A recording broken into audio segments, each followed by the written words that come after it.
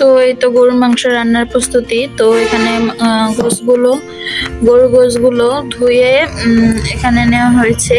এখানে দেওয়া হয়েছে কাঁচামরিচের পেস্ট এবং আদা রসুন।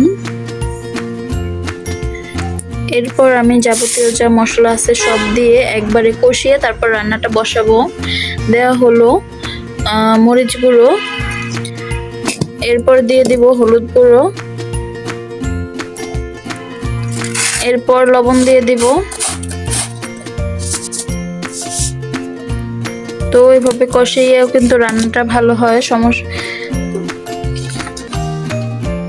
আপনারা চাইলে মশলা কষিয়ে রান্না করতে পারেন এবং চাইলে কিন্তু এভাবেও রান্না করতে পারেন। এরপর তেল দেওয়া হবে দারুচিনি, এলাচ। তো পরিমাণ মতো সবকিছু নিয়ে এরপর একবারে বসিয়ে দিব। তো এখানে এলাচি দিয়ে দেওয়া হবে।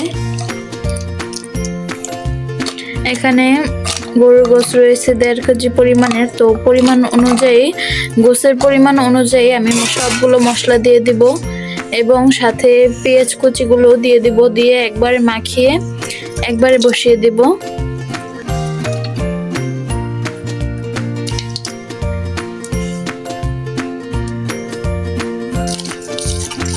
তো আমি এভাবে মশলার সাথে মাংসগুলো মিশিয়ে নিব সবকিছু।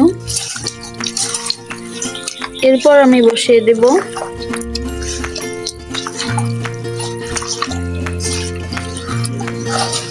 এবার ভালো করে মশলার সাথে মিশিয়ে ঢেকে একবারে বসিয়ে দেব চুলার উপরে।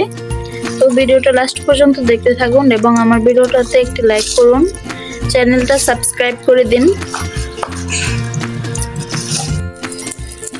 তো এখানে গোস্তটা চড়ানো হয়েছে। একটু আগে দেখতে পাচ্ছেন যে আমি কষিয়ে তারপর চুলায় বসিয়ে দিয়েছি, মাটির চুলায়।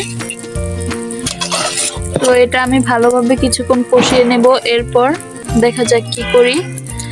তো এটা আমি 10 মিনিটের মতো কষিয়ে নিব।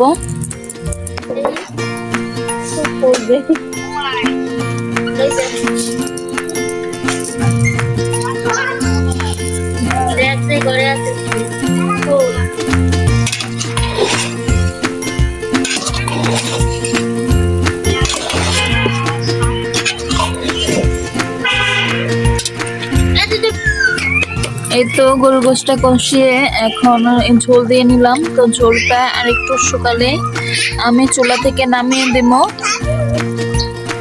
তো এই তো দেখতে পাচ্ছেন এদিকে ভাতও প্রায় হয়ে যাচ্ছে।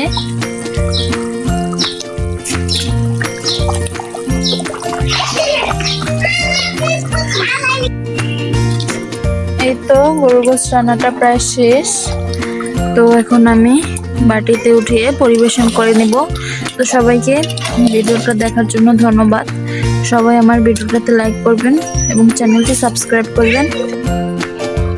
এই তো দেখতে পাচ্ছেন আমার গরুর গোশ রান্নাটা হয়ে গেছে। তো এই হচ্ছে ফাইনাল লুক। সবার দাওয়াত রইল আমার বাসায়। তো ভিডিওটা লাস্ট পর্যন্ত দেখার জন্য সবাইকে ধন্যবাদ। আসসালামু আলাইকুম, আল্লাহ হাফেজ।